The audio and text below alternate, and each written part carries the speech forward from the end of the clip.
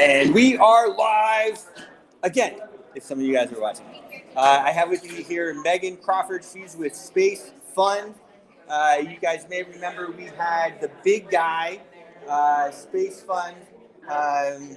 Rick Tomlinson, my main man, who actually just emailed me. Rick, I know I owe you a call back. And so some amazing things you guys are doing with Space Fund. Tell me a little bit about Space Fund and what brought you here to the Coin Agenda conference. So we are a venture capital fund investing exclusively in the space startup ecosystem, but we're really interested in the crossover between blockchain and space and how some of the innovations in the blockchain community right now can solve some ongoing problems that we have in the space industry. So imagine a future where all transactions that happen in space are paid for instantly in the moment, via cryptocurrency, where assets that are mined and moved around in space are tracked on a blockchain. And these are the sorts of things that as we move further and further away from Earth, and it's more and more difficult to communicate back down to Earth, these sorts of solutions are going to be extremely valuable to the industry. Well, it's really cool, and I know that, of course, Rick has been at it all the time. You're the co-founder, so I imagine you've been at it for quite a while as well. 2018, yeah, wow. We started the fund in 18, yeah. Okay, cool. And so, are you guys funding other projects? Yeah, so we currently have over 20 companies in the portfolio, various kind of stages and types of companies in the space industry, we recently founded an incubator. For idea stage companies. We currently have 2 blockchain projects in that incubator that we're hoping to bring these solutions to the wider space markets and specifically to our portfolio companies first to give them kind of a leg up, and then really kind of make sure that the future of commerce in space is done the most realistic and efficient way on the blockchain. Well, that's really cool, and he's always been a visionary, and obviously yourself as well. To see things that are and how they should be and what's going to happen before it happens. So in 2018, that's a long ride. What does your day-to-day look like? Where are you based, and what do you do on a normal day? So we're based in Houston, Texas, Space City. But a normal day is really one of 2 things. It takes up most of my time is fundraising, right? We're always looking for new capital to come into the industry, and we believe Space Fund is the best vehicle for investors who are less familiar with the space startup ecosystem, can invest in a diversified portfolio through the fund, accredited investors only, if the SEC is watching. So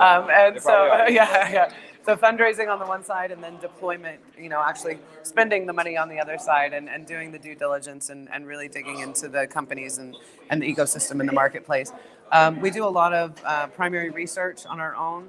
Because space venture capital is still pretty new, there's not necessarily a lot of data about this industry out there, and so we do a lot of research and investigation to make sure that we're placing our capital in the right places. Really cool. So, it's as a kid growing up, you always dream of going to space. You want to do this and do that, and space. Even look at what's his name? He's 60 something or. The guy that went up in space. Bill Shatner. I think he's 92. 92. Yeah. I wanted to say he was older than I just said 60-something. I thought he was really old like that. Yeah. I'm not that old. 92. He's still killing it. Yeah. No, it's absolutely the dream. And space is becoming more and more accessible. There's this kind of common misperception that this is about billionaire boys and their toys, right? So one of our portfolio companies, Space Perspective, is now offering high altitude balloon flights to the edge of space for $125,000. Now, that's still a lot of money, but it's much better than the $50 million it costs to go to the space station, right? And I believe that in the next 10 years or so, we're going to live in a future where families are going to be trying to decide whether to go to space or to Disney World for their summer vacation, right? The day's definitely coming. Yeah, and I think it's a decade away or less. And so it is the actual experience of spaceflight, I think, is becoming more and more realistic. But I also think that a lot of people don't realize how much of your daily life it actually only exists because of the space industry. Everything from GPS to Google Maps to cell phones to satellite TV, all of that stuff exists because of the capabilities that we've built in space. And it's going to continue to make everybody's daily lives better and better as we get more capability up there and we get further out into the solar system. Well, that's absolutely fantastic. So is this your first time at a Coin Agenda? It is my first time at a Quintagenda conference. Yeah, absolutely. All I'm right. excited to be here and see some familiar faces and some new ones as well. Yeah, well, good luck. I know the conference room in there was full. I was here earlier this morning, and then obviously went over and also with media partner at some other events, and then came back. I was very excited to see that they had a full room in there.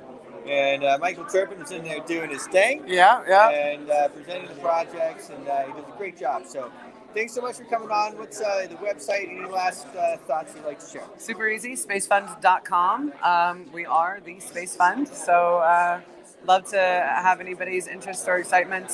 Fill out the contact form on the website and let us know how you want to be involved. Awesome. Well, thanks so much for coming on. Spacefund.com. That's it. Check them out. Thanks.